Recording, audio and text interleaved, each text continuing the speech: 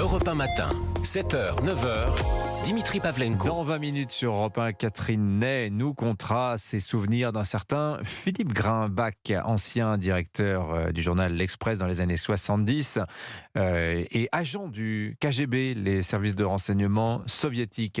C'est donc dans 20 minutes. Tout de suite sur Europe 1, Romain Desarbres reçoit la maire de Romans-sur-Isère, Marie-Hélène Toraval, en direct sur Europe 1 et CNews.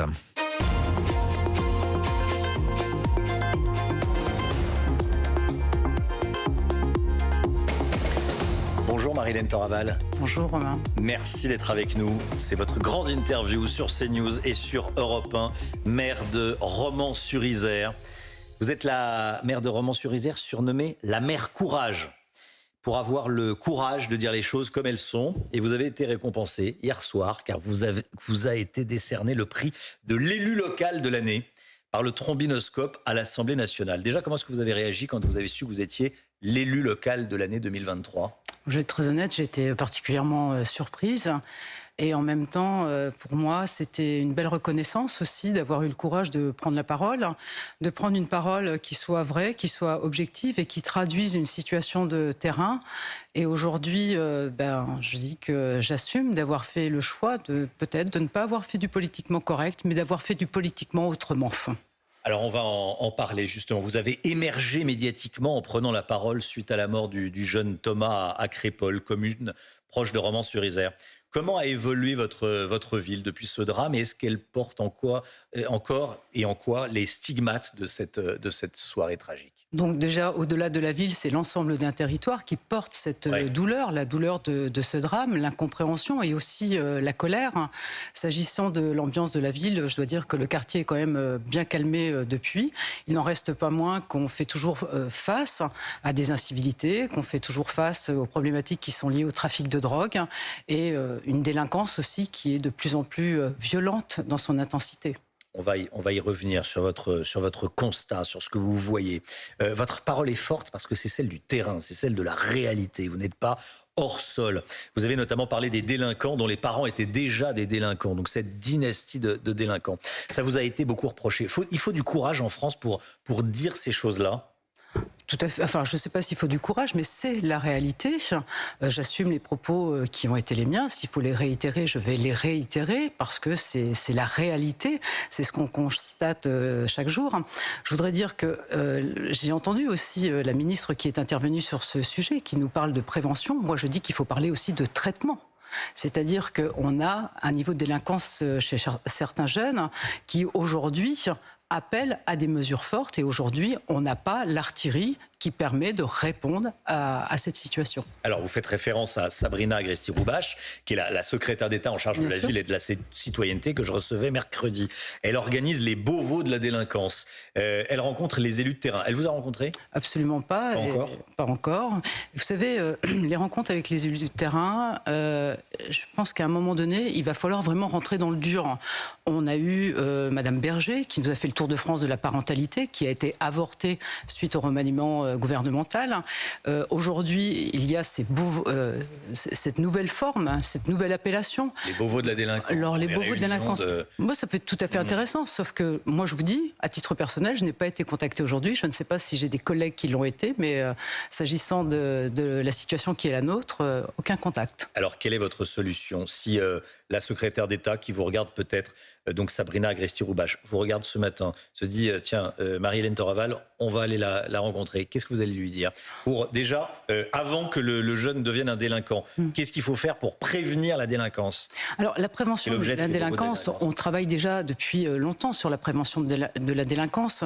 J'ai déjà dit aussi que les méthodes qui étaient employées, je l'ai dit, et ça m'a été reproché par certains, mais que l'État n'a pas été défaillant en termes de moyens, mais c'est peut-être la forme aussi qui ne convient plus à la situation de la délinquance qu'on a aujourd'hui, c'est-à-dire qu'on est resté sur des politiques d'il y a 20 ans, 30 ans, et aujourd'hui, on a un niveau de délinquance qui est produit aussi et qui est le fruit de la non-volonté d'intégration de certains. C'est-à-dire qu'à une époque, les premières vagues d'immigration, ou les premières situations, parce que la délinquance n'est pas uniquement liée à l'immigration, ce serait trop facile de la réduire comme cela, mais aujourd'hui, on a des jeunes avec lesquels les politiques de prévention qui sont menées ne correspondent plus. Aujourd'hui, la seule prévention... Ils ne veulent pas s'intégrer, ils ne veulent pas rentrer dans le droit chemin. Ah, mais c'est pire que ça. Pour certains, ils le combattent. C'est-à-dire que aujourd'hui, d'adhérer aux valeurs, d'avoir des droits, des devoirs, c'est ce qu'ils combattent. C'est ce qu'on retrouve aussi dans les zones de non-droit, où on a des politiques, où on a des règles qui sont carrément en dehors des règles républicaines qui sont les nôtres et que l'on doit tous partager. Qu'est-ce qu'on fait dans ce cas-là ? Alors je pense qu'il faut qu'on ait un diagnostic partagé, c'est-à-dire qu'on a plusieurs situations. Il n'y aura pas une politique, mais il y a une politique avec un plan d'action qu'il faut mettre en œuvre.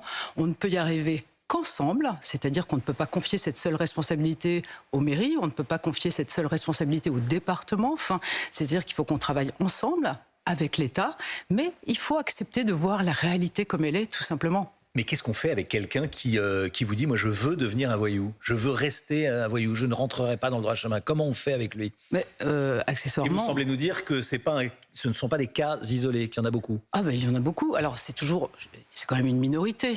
Mais finalement, on a l'impression que cette minorité a une capacité à nuire qui fait que le quotidien des Français de manière générale en est carrément affecté, quoi. Oui. Et tous les jours, et à chaque moment. Donc ça, ce n'est plus entendable. Et il y a une attente forte de la population par rapport à cette situation. Qu'est-ce que vous disent vos administrés là-dessus ? Mes administrés m'ont énormément encouragé par rapport à ma prise de position, et ils sont parfaitement conscients que ça ne relève pas de la seule décision du maire, c'est-à-dire que le maire a besoin d'être accompagné, et au-delà de cela, à être considéré aussi comme une force d'intervention forte, mais il faut aussi qu'on ait un plan d'action qui soit construit avec l'État. On parle beaucoup de la responsabilité parentale. C'est l'une des clés ? Alors, je pense que c'est l'une des clés.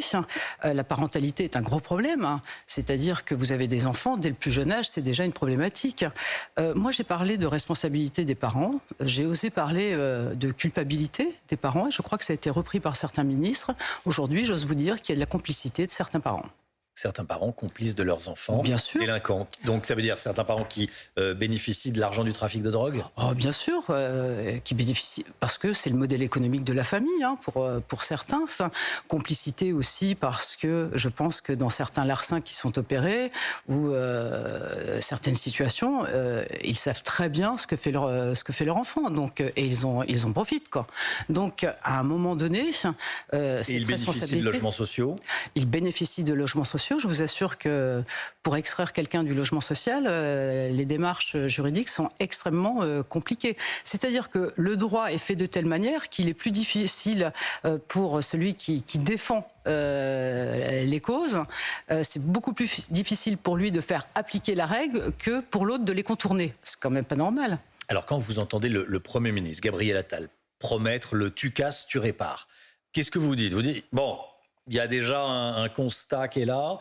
Cette petite musique est douce à vos oreilles, mais une fois qu'on a dit ça, comment on fait pour mettre ça en place, pour que cette formule aboutisse à quelque chose de concret ? Moi, je vous pose une question, mais est-ce que M. Attal a vu le niveau de la casse ? Je suis sûr que oui. Il est bien conscient de la casse qui a été faite, par exemple, lors des émeutes l'été dernier. Pour ma part, j'ai l'ensemble des bureaux du bailleur social qui ont été tout simplement saccagés, mais sauvagement saccagés. Tu casses, tu répares. Je veux dire, ils ne vont pas me réparer les bureaux du bailleur social. Non. Alors après, on parle des travaux d'intérêt généraux. Ce ne sera jamais à la hauteur de ce qui est fait. Et puis au-delà du casse, tu répares, c'est-à-dire qu'il faut voir tout le cheminement qui est celui de ces jeunes lorsqu'ils en arrivent à des actes comme cela. Et je pense que toutes les méthodes qui seront mises en face ne vont pas changer grand-chose. Je pense qu'à un moment donné, pour certains, il faut les reciviliser parce qu'ils sont vraiment en dehors de tout système. Et uniquement des renduleurs. Il y a eu des condamnations après les émeutes à Romans-sur-Isère ? Aucune, et il n'y a eu aucune interpellation. Alors, tu casses, tu répares, donc à qui je demande ? Donc le bureau d'aide sociale ? Non, les bureaux du bailleur social. Les bureaux du bailleur social ont été incendiés, 0 arrestation, 0 condamnation. 0 condamnation, pas d'arrestation, pas de condamnation. Donc on est loin du casse, tu répares. Bah, oui. Une question un peu plus politique. Est-ce qu'il faut un retour du cumul des mandats ? je disais que vous n'étiez pas hors sol, vous étiez les deux doigts dans la prise de la réalité. Est-ce qu'il faut le retour du cumul des mandats, que les maires comme vous puissent être à nouveau députés, que les maires comme vous puissent être à nouveau sénateurs, pour remonter de l'expérience aux assemblées? Je pense que le mot cumul, c'est un mot extrêmement mal choisi, parce que dans le mot cumul, on sous-entend une certaine forme de profit. Et je pense que ça a vraiment desservi. Les Français se disent, il va toucher 2 salaires. Voilà. Donc, je pense que on peut limiter les choses. Vous voyez très bien, par exemple, le salaire des élus locaux en fonction des différents mandats. Alors c'est capé en réalité. C'est capé. Oui. Donc après, les élus sont écrétés, donc il n'y a pas de sujet là-dessus. Mais bien évidemment, parce qu'aujourd'hui, si on n'a pas ce vécu, je ne vais pas parler du ressenti, du vécu du terrain, je pense que l'objectivité et la capacité aussi à construire la loi, eh bien, elle n'est pas suffisamment là. On a parlé beaucoup de Mayotte, à raison d'ailleurs ces derniers temps. Gérald Darmanin veut abolir le droit du sol pour tenter de contrôler l'immigration qui est à ce jour totalement incontrôlée sur l'île de Mayotte. Est-ce que c'est une bonne idée ou pas, selon vous? Pour moi, c'est un début de bonne idée. Je pense qu'il a eu le courage de le faire et je pense qu'il faut le saluer. Je pense que ça pourrait être intéressant aussi de l'envisager sur le territoire national. Au-delà de cela, je pense qu'il serait intéressant aussi de mettre en œuvre ce que la loi nous autorise à faire. Je voudrais revenir sur les OQTF qui aujourd'hui, moins de 10% sont opérés. Donc, il y a un ensemble de dispositions aujourd'hui qui permettent de lutter aussi contre ce flux. Et je pense que le laxisme, entre guillemets, qui est opéré sur l'immigration fait que eh bien, le territoire, la France, devient extrêmement attractive de par ce laxisme. L'abolition du droit du sol, vous y êtes favorable uniquement pour Mayotte ou également pour le reste de la France? Je suis tout à fait favorable pour le reste de la France. Vous savez, c'est un sujet, nous, en province, au-delà des limites de la région parisienne qu'on a tous les jours.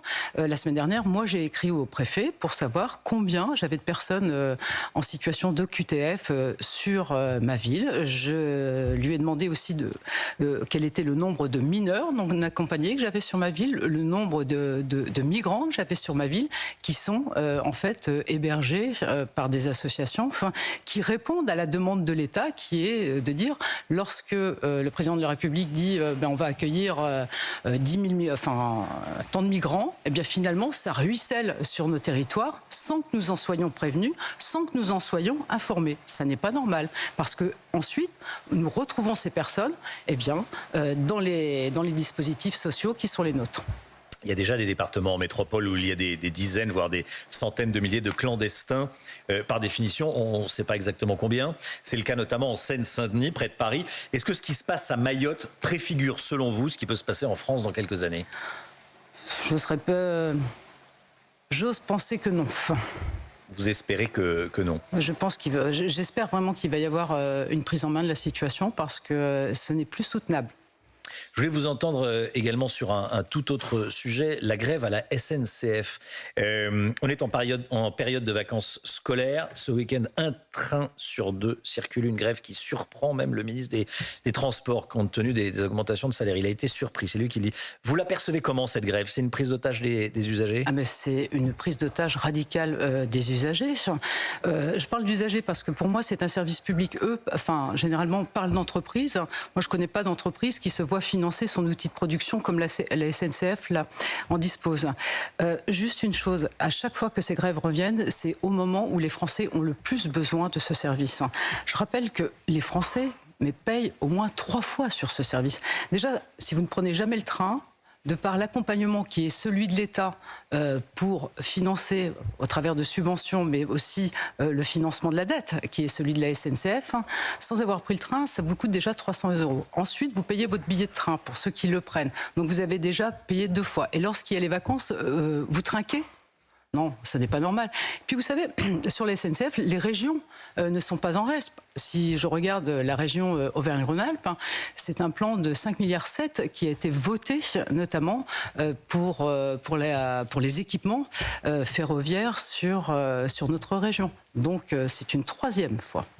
Marie-Hélène Toraval, maire de Romans-sur-Isère. Je l'ai dit au début de cet entretien, vous décrivez la réalité sans phare et on le constate à l'instant. La réalité, parfois elle gratte, parfois elle dérange, parfois elle ne correspond pas à l'idée qu'on se fait de ce qu'on imagine. CNews décrit la réalité dans les quartiers, dans les villes, dans les campagnes. Et ça dérange certains, visiblement. Reporters sans frontières a saisi le Conseil d'État pour que la rédaction de CNews soit plus contrôlée. Comment est-ce que vous avez réagi quand vous avez découvert cela ? Mais moi, j'étais choquée. J'étais choquée parce que je ne pensais pas que ça pouvait encore arriver, ces choses-là. Enfin, je ne vais pas revenir sur ce que vous avez détaillé, mais je voudrais juste vous dire une chose.